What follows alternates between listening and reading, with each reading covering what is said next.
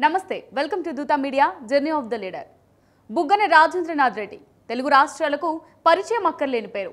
Telugu cinema TV the great director KV రెడ్డికి స్వయానా మనవడు. సంస్కారవంతమైన లీడర్గా సామాన్యుల కెప్టెన్గా గుర్తింపు తెచ్చుకున్న వ్యక్తి.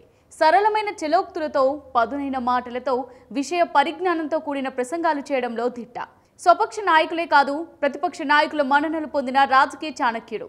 విలువలు, సాంప్రదాయాలు, సంస్కారం కలిగిన నేతగా ఎల్లప్పుడూ ప్రజలకు అందుబాటులో ఉంటూ మార్గదర్శిగా నిలుస్తున్న జననాయకుడు బుగ్గన గురించి నేటి జర్నీ ఆఫ్ ది లీడర్లో తెలుసుకుందాం. బుగ్గన రాజేంద్రనాథ్ రెడ్డి కర్నూలు జిల్లాలోని బేతంచెర్లలో బుగ్గన రామనాథ రెడ్డి పార్వతీదేవి దంపతులకు 1970 సెప్టెంబర్ 2న జన్మించారు. సుప్రసిద్ధ తెలుగు సినిమా దర్శకుడు కేవీ రెడ్డి మనవడు బుగ్గన. సినీ రాజకీయ కుటుంబంలో పెరిగారు బుగ్గన.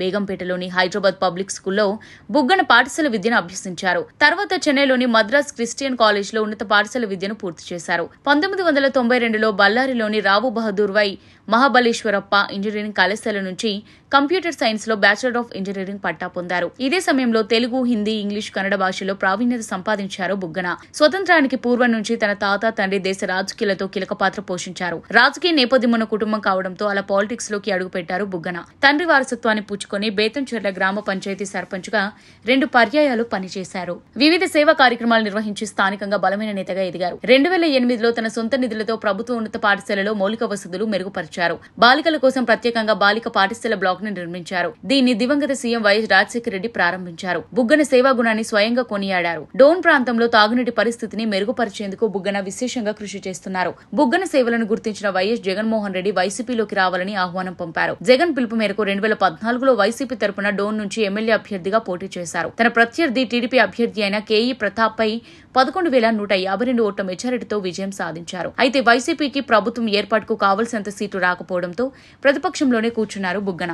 2016-19 వరకు ఏపీ శాసనసభ పబ్లిక్ అకౌంట్స్ కమిటీ చైర్మన్ గా సేవలందించారు. అలా ప్రతిపక్షంలో 5 ఏళ్లు కూర్చున్న బుగ్గన 2019లో జరిగిన అసెంబ్లీ ఎన్నికల్లో టీడీపీ అభ్యర్థి అయిన కేఈ ప్రతాప్ పై మరోసారి విజయం సాధించారు.